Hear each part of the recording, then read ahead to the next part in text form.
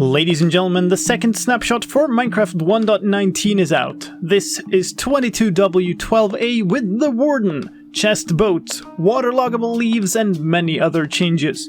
My name is SliceSlime and I'm here as always to show you all the changes in this version. Let's go, starting with block and item changes. All types of leaves are now waterloggable. Just like the mangrove roots introduced in the previous snapshot, a waterlogged leaf block is considered to have all sides solid, which means it keeps its water inside rather than having it flow out. The Sculk Shrieker now also has functionality. If you've seen the experimental Deep Dark snapshot, you might recognize this. A Sculk sensor near a Shrieker picking up vibrations will cause it to activate, and walking on top of it also will. When activated, it will send out a shriek, causing the Warden to approach. The Warden has 3 stages of approaching before being summoned. This also introduces a new effect called Darkness. Darkness pulls in the view distance and makes the sky go dark. It also pulses a visual effect causing the gamma to be reduced by default to a level as if the game was set to moody lighting. Since Darkness is a regular status effect, it has its own icon and can be neutralized by drinking milk. At the moment, the Darkness effect is not required for the How Did We Get Here advancement. Note that one difference to the experimental Deep Dark snapshot is that Sculk Shriekers cannot be obtained. Even mining them with Silk Touch does not make them drop. Once the Shrieker has been triggered enough, the Warden will spawn. The Warden is a new boss-like mob with 500 health, which means 250 hearts. It spawns by climbing out of the ground and then uses vibrations and smell to detect targets. Bumping into it will also make it aware of your presence. The more vibrations it detects, the angrier it will get, which you can see and hear by the heartbeat of souls visible in its chest. Once it is sufficiently angry at a target, it will turn to face it and roar before charging to attack. The Warden deals a lot of damage if it hits, 30 base attack damage, which means 15 hearts before armor reduction.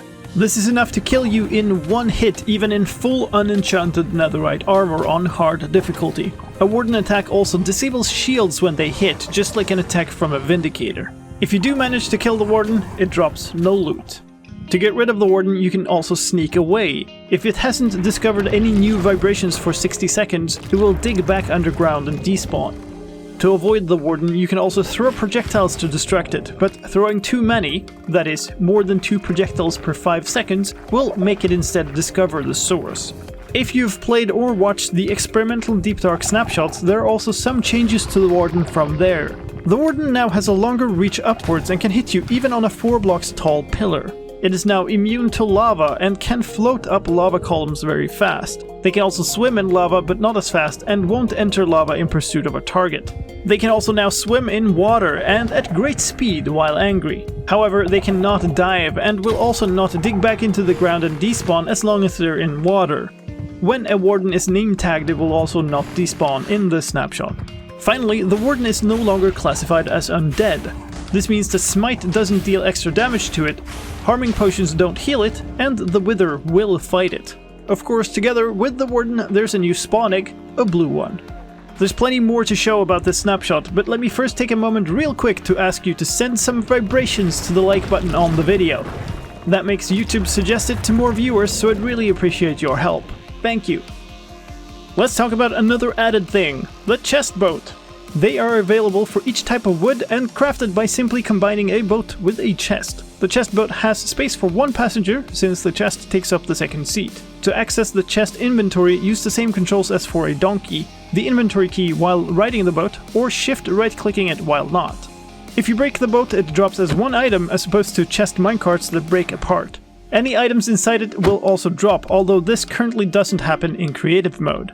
In other aspects, this chest boat works exactly like a chest minecart. It can interact with hoppers, droppers, or even hopper minecarts, and breaking one will make any nearby piglins angry. Let's talk about a few quick fixes for passive mobs. Foxes would walk towards the origin of the world whenever there was a thunderstorm. The bug is fixed in this version. And bees would try to pollinate a waterlogged propagule, but take damage from the water. That is also fixed. In Enchanting news, there is a new enchantment for leg armor called Swift Sneak, which comes in levels 1 to 3. The effect of Swift Sneak is exactly what it sounds like. The movement speed penalty for sneaking is reduced by 25% per level. If you're familiar with this from the Deep Dark experimental snapshot, note that the enchantment has moved from boots to leggings. This also means that it is no longer exclusive with other enchants that increase movement speed, so you can now stack it with Depth Strider and Soul Speed, as well as Swiftness Potions and Dolphin's Grace. This enchantment was only found in the Ancient City treasure chests in the experimental snapshot, and since Ancient Cities aren't in the snapshot, there's no way to obtain this enchantment in survival yet. Let's move on to gameplay changes. In the previous snapshot, the update order for powered rails and activated rails changed. That has now been switched back in this snapshot. A number of fixes have also been made to the gameplay of the new blocks from the previous snapshot. Mangrove propagules would float in the air sometimes if grown from decaying leaves, and placing water inside them would cause them to break. Mangrove leaves also didn't have an assigned tool and couldn't be composted, which is fixed in this version. Mangrove fences, fence gates, and boats can now be used as furnace fuel, and mud brick slabs now have the same mining speed as the other mud brick blocks. In world generation changes, the Deep Dark biome is now less flooded than surrounding caves, which means aquifers will not generate there as much. The Dragonfight now properly generates in the end in New Worlds, and end cities now place on the appropriate height. There's a new option in this version. Under accessibility options you can find a new slider called Darkness Pulsing. It is a percentage controlling how much of the pulsing effect you'll see when afflicted by the darkness effect. The debug key combination for cycling the render distance has been removed. This can now only be changed from inside the options screen. In other user interface news, a number of fixes have been made to bugs causing key combinations with the control key to not work while editing text in books or on signs, including for selecting entire words or skipping to the end or beginning of a line. The Mangrove Fence and Fence Gate are now in the correct tabs of the creative inventory and in the right category in the recipe book. And pressing escape in the experimental settings warning screen now backs out to the previous screen rather than all the way to the main menu screen. Some visual fixes in this version. Soul sand blocks, mud, and fence gates between walls are now properly affected by ambient occlusion. The map colors for mangrove logs, slabs, and trapdoors, as well as mud brick blocks, stairs, and walls have been fixed. And boats in item form now have oars matching the color of the wood the boat is made of. For sound news, the sound of mud brick slabs have been fixed to not use the stone sound.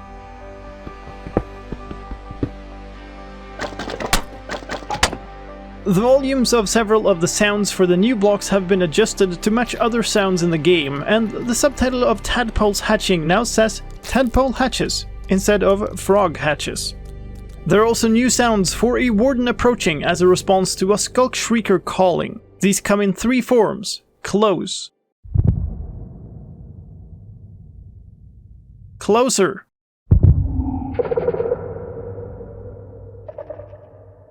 and closest. There are also a ton of new sounds for the Warden. For it emerging,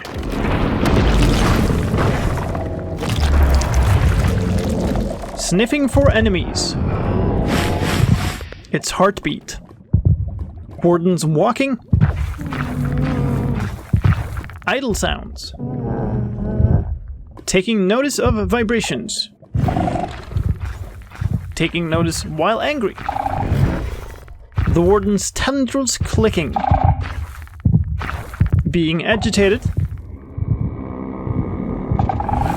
being angry, roaring, landing a hit, being hurt, dying, and for disappearing into the ground.